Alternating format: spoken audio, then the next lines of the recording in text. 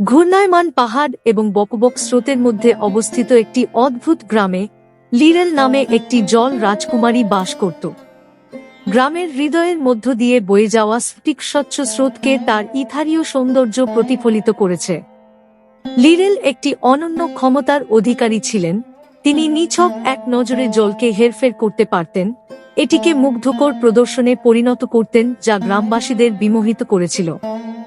রামু একটি নম্র গ্রামবাসী যার হৃদয় নদীর মতোই পবিত্র, যেগুলি তাদের বস্তিকে অতিক্রম করেছিল, নিজেকে অবর্ণনীয়ভাবে লিরাইলের প্রতি আকৃষ্ট করেছিল। তাদের প্রেম নিঃশব্দে প্রস্ফুটিত হয়েছিল, প্রাচীন গাছের ঝরঝরে পাতার মধ্যে একটি গোপন ফিসফিস করার মতো। রামু এবং লিরেল চুরি করা দৃষ্টি এবং কোমল হাসি ভাগ করে নিয়েছে, তাদের সংযোগ দিন দিন আরও শক্তিশালী হচ্ছে। তাদের ভালোবাসা গভীর হওয়ার সাথে সাথে তাদের নিষিদ্ধ রোম্যান্সের ফিসফিস গ্রাম জুড়ে প্রতিধ্বনিত হয়েছিল। ঐতিহ্য ও কুসংস্কারে আবদ্ধ গ্রামবাসীরা রামুর মতো একজন মর্তলোকের সাথে লিরাইলের মতো রহস্যময় সত্তার মিলন অনুধাবন করতে পারেনি। অসন্তোষের গুঞ্জন ছড়িয়ে পড়ে, ভয় ও অজ্ঞতার জ্বালায়। গ্রামবাসীদের অসম্মতিতে নিরুৎসাহিত হয়ে রামু এবং লিরেল চাঁদের আলোতে দেখা করতে থাকে, যেখানে বাতাস জাদুতে ঝলমল করে। তাদের প্রেম ছিল উপাদানের একটি নৃত্য, জল এবং পৃথিবীর একটি সিম্ফনি জড়িত। কিন্তু গ্রামবাসী তাদের সংযোগের বিশুদ্ধতা বুঝতে অক্ষম, তাদের মিলনের উপর ছায়ার মতো রায় নিক্ষেপ করে। এক দুর্ভাগ্যজনক দিন, গ্রামের প্রবীণ, লম্বা সাদা দাড়িওয়ালা একজন স্থূল ব্যক্তি কেন্দ্রীয় চত্বরে একটি সমাবেশের জন্য ডাকলেন।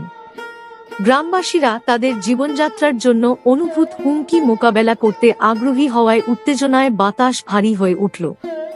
প্রবীণ তার কণ্ঠস্বর বছরের পর বছর প্রজ্ঞা দ্বারা পরিপূর্ণ, ঐতিহ্যের সাথে সম্প্রীতি এবং আনুগত্যের প্রয়োজনীয়তার কথা বলেছিলেন। রামু লিরাইলের পাশে নির্লজ্জভাবে দাঁড়িয়ে গ্রামবাসীদের কাছে তাদের হৃদয় উন্মুক্ত করার জন্য অনুরোধ করেছিল, যেটি প্রচলিত সীমানা লঙ্ঘন করে।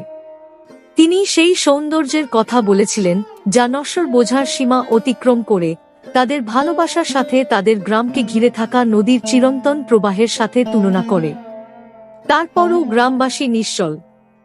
ভয়ে এবং পরিবর্তনের প্রতিরোধে উদ্বুদ্ধ হয়ে তারা রামু এবং লিরেলকে গ্রাম থেকে তাড়িয়ে দেওয়ার জন্য জোর দিয়েছিল, বিশ্বাস করে যে এটি সেই সম্প্রীতি পুনরুদ্ধার করবে যা তারা মরিয়াভাবে আঁকতেছিল।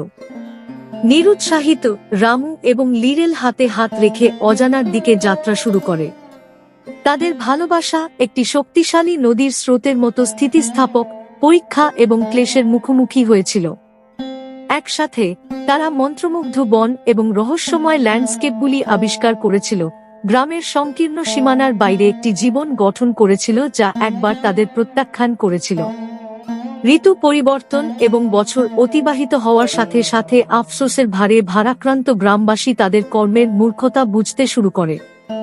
রামু এবং লিরেলের অনুপস্থিতি একটি অনস্বীকার্য শূন্যতা রেখেছিল, একটি স্পষ্ট শূন্যতা যা গ্রামের প্রতিটি কোণে ছড়িয়ে পড়েছিল। ধীরে ধীরে তাদের হৃদয়ের চারপাশের বরফ গলতে শুরু করে, সহানুভূতি ভিতরে ঢুকতে দেয়। একদিন যখন গ্রামবাসীরা তাদের পছন্দের প্রতিফলন নিয়ে নদীর তীরে দাঁড়িয়েছিল, তখন জলের একটি ঢেউ তাদের দৃষ্টি আকর্ষণ করেছিল। তাদের আশ্চর্যের জন্য রামু এবং লিরেল হাতে হাতে আবির্ভূত হয়েছিল, সময়ের সাথে সাথে তাদের ভালোবাসা হ্রাস পায়নি। গ্রামবাসী এখন নম্র এবং আলোকিত দম্পতিকে উন্মুক্ত হাত দিয়ে স্বাগত জানায়। জলের রাজকন্যা এবং রামুর প্রেমের গল্প একটি নিরন্তর গল্প হয়ে উঠেছে, প্রজন্মের মধ্য দিয়ে একটি অনুস্মারক হিসাবে চলে গেছে যে ভালোবাসা কোন সীমানা জানে না।